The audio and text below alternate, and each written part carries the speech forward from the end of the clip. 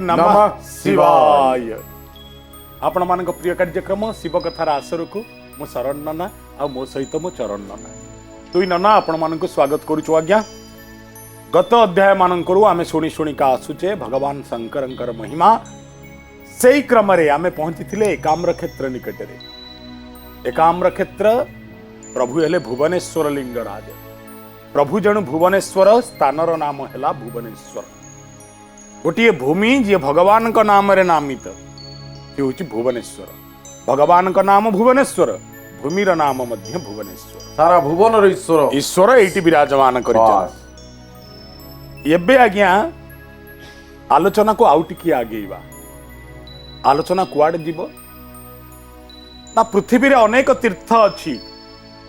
यदि अनेक तीर्थ अच्छी ये भुवनेश्वर रे थिबा बिंदुसागर तीर्थ ताहले कौन? ए तीर्थ किए कला, कहीं कला? ये तीर्थ तैयारी हवा पछरे कारण कौन? ये तीर्थ पछरे रहस्य कौन? एथिरे गोदावरींकर भूमिका कौन? गंगांकर भूमिका कौन? ब्रह्मा आदि देवगणों भूमिका कौन?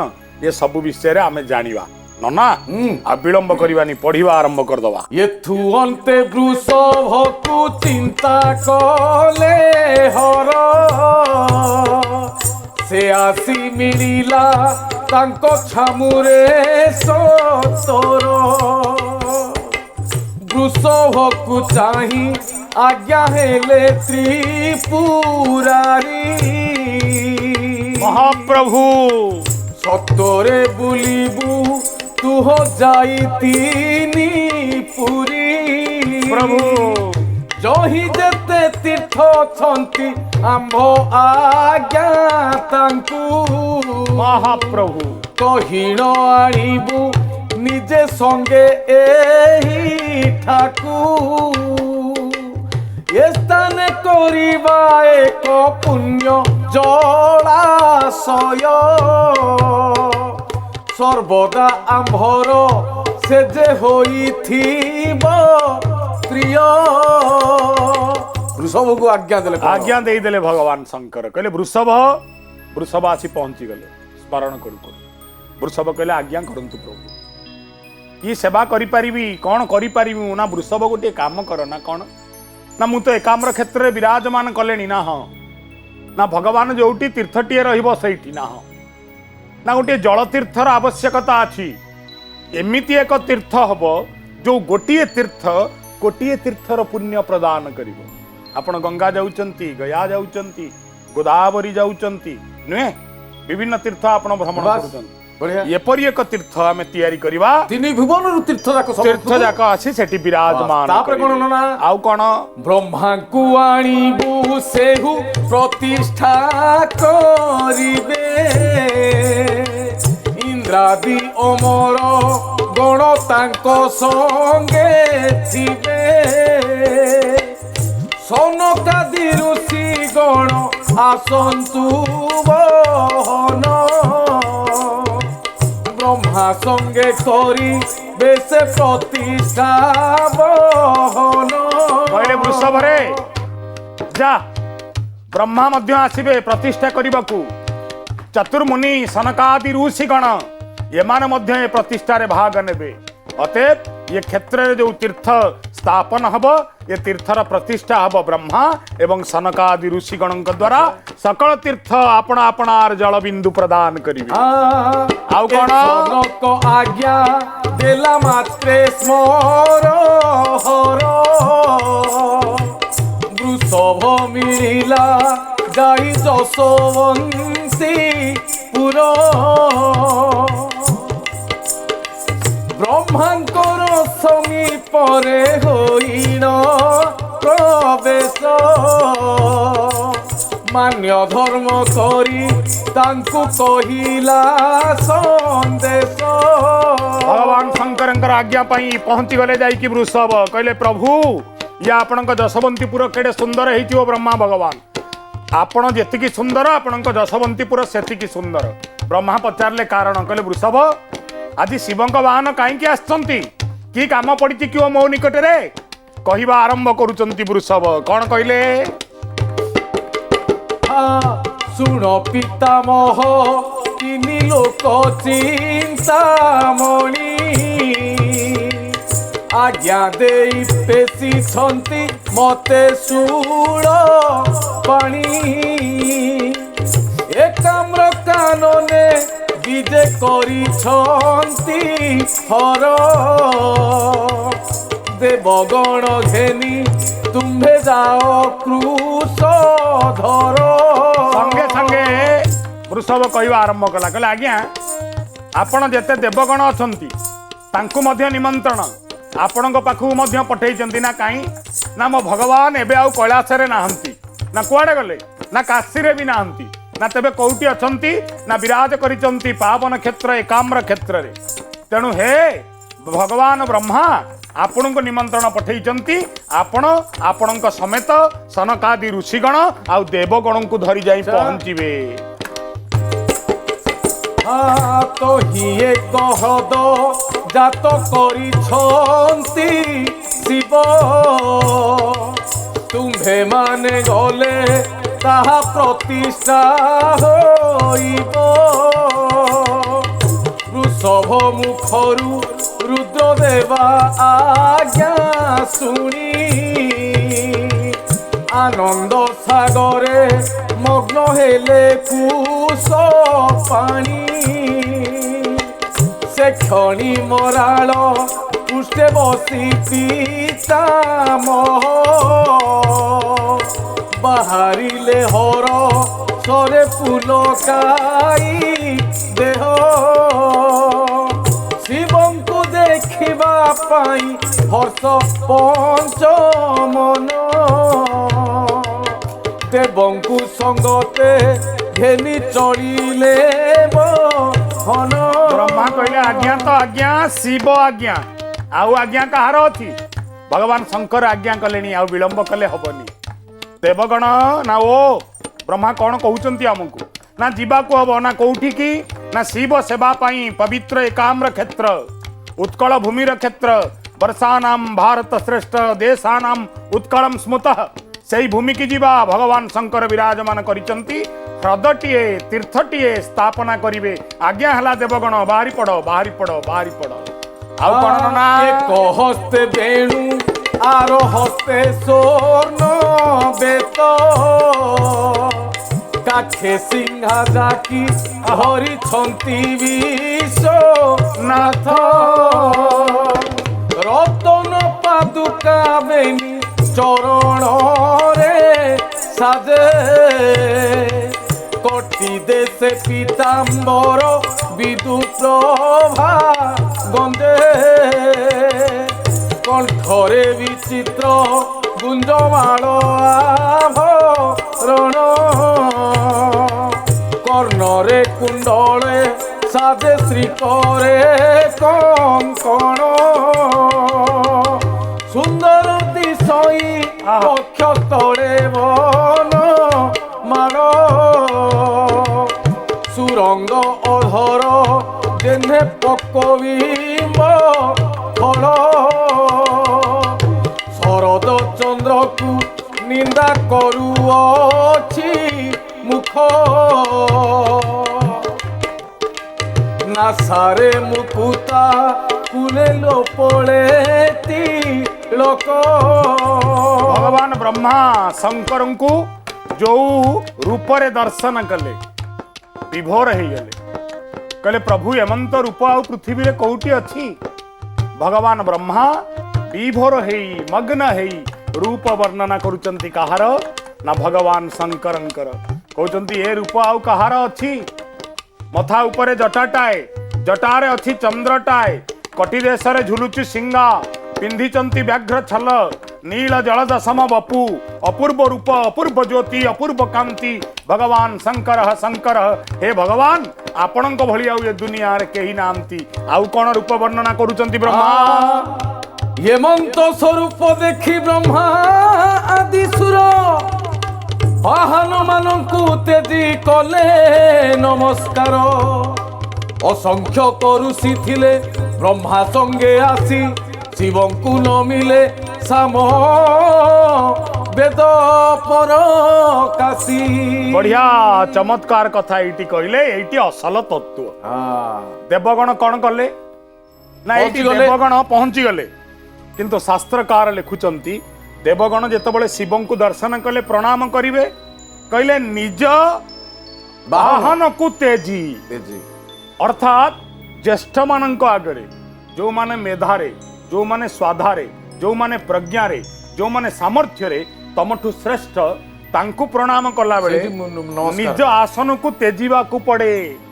ଆମ ସଂସ୍କୃତି ଆମକୁ ଶିଖେଇ ଦିଏ, ବଡମାନେ ଆସିଲେ ଆମେ ବସିଥିଲେ ଠିଆ ହେଇଯାଉ, ନାଇଁ ଆଜ୍ଞା ଆପଣ ଆଗ ବସନ୍ତୁ ତାପରେ ଆମେ ବସିବୁ। ଏଠି ଦେବଗଣ ମଧ୍ୟ ସୌଜନ୍ୟତା ପ୍ରତିପାଦନ କରିଛନ୍ତି ବାହନ ପ୍ରତି।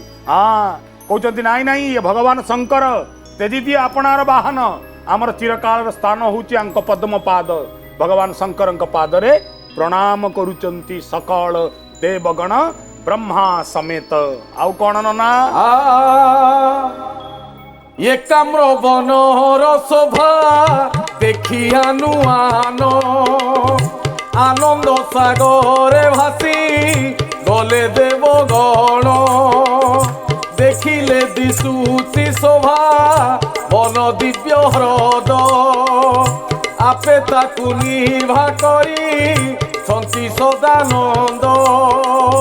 ବ୍ରହ୍ମାଦି ଅମର ଗଣ କରନ୍ତି ବିଚାର, ଏ ପ୍ରଭୁ ଅଟନ୍ତି ସାକ୍ଷାତରେ ବିଶେଷର। ଏ ହ୍ରଦ ଅଟଇ ମଣିକର୍ଣ୍ଣିକା ସାକ୍ଷାତେ, ନୁହଇ ଯେ ଭିନ୍ନ ଭିନ୍ନ କୌଣସି ମତେ।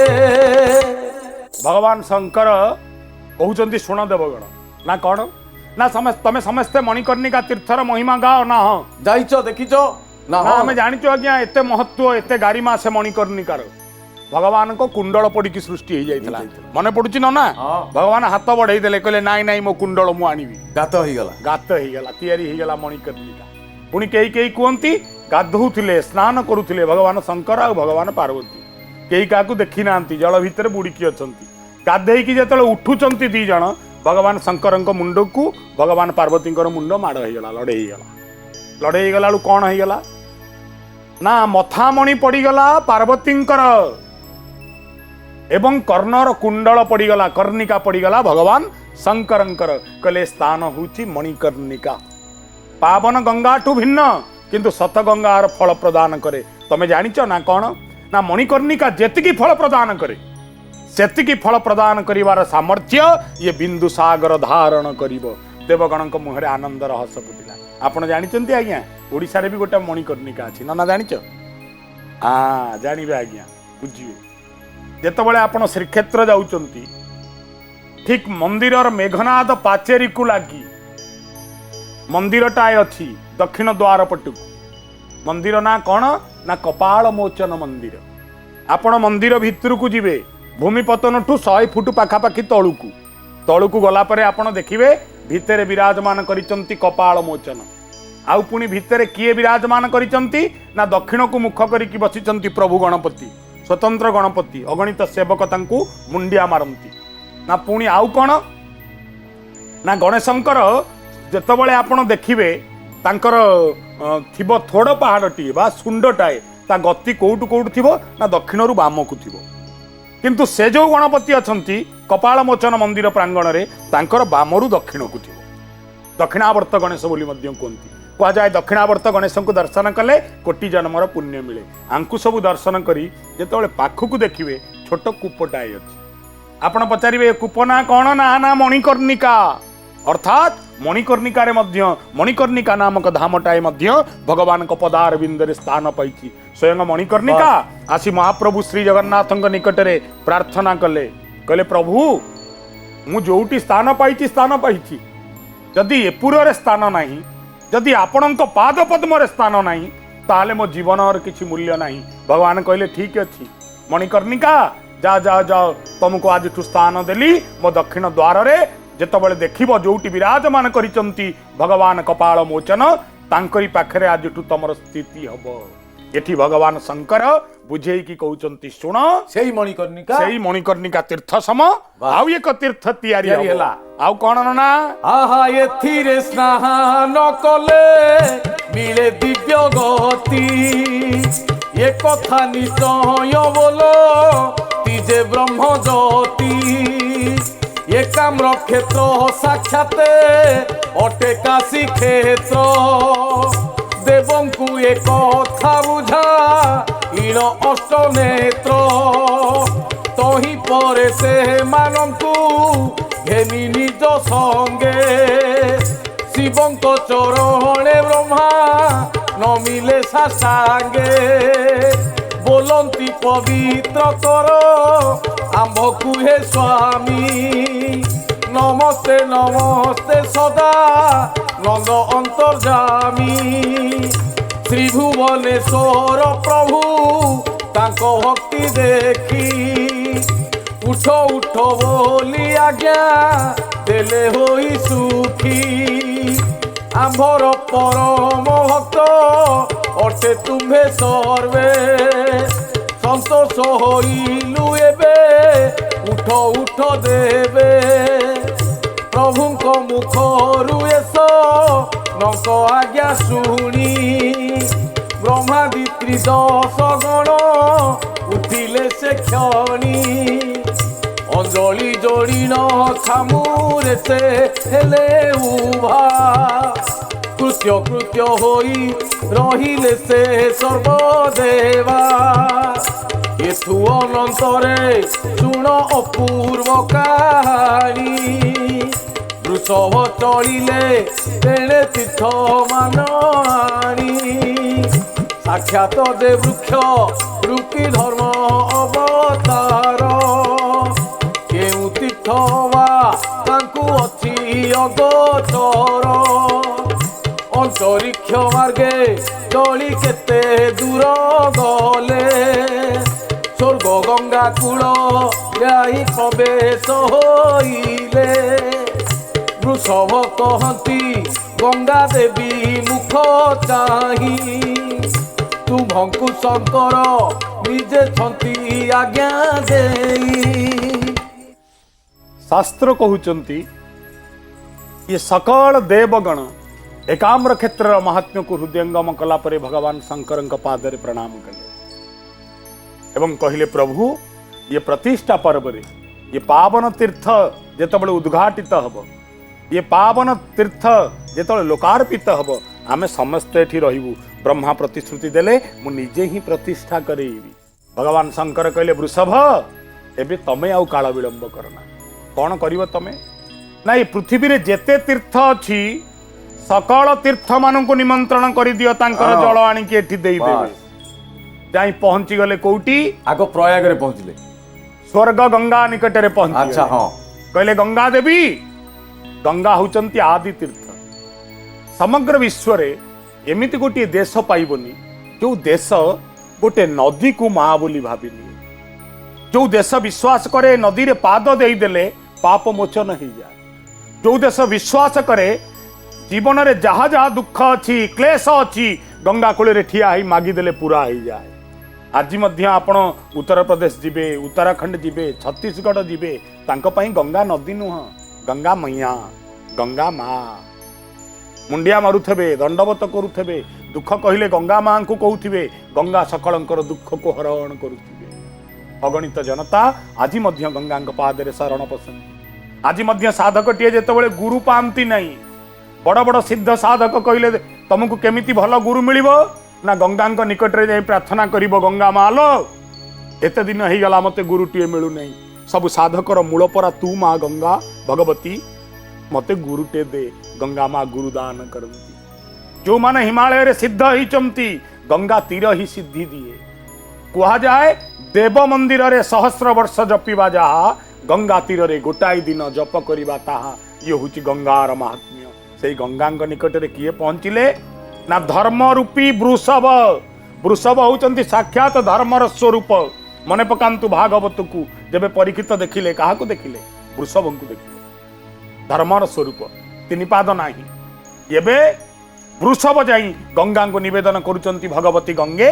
प्रभु शंकरंकर आज्ञा अछि आपणक पई आउ कोन कहउचंती नना तापर कुआडे गले हाँ प्रयाग तीर्थ रे आग हेले परदेश ताहाकु कहिले प्रभु देवार आदेश ए काम्रवनकु तुम्हे बेगे होई चढ़ आज्ञा देई पेशी छंती मते आदि मूल प्रयाग से कथा शुणी शिव आज्ञा मानी आहा सत्योरे चढ़िले संगे भगिनी की घेनी ए रूपे सर्वतीर्थकु आज्ञा कही कही वृषभ बुलिले वर्ष मने पथवाही पुष्कर निमिषे गंगा द्वार पितृतीर्थ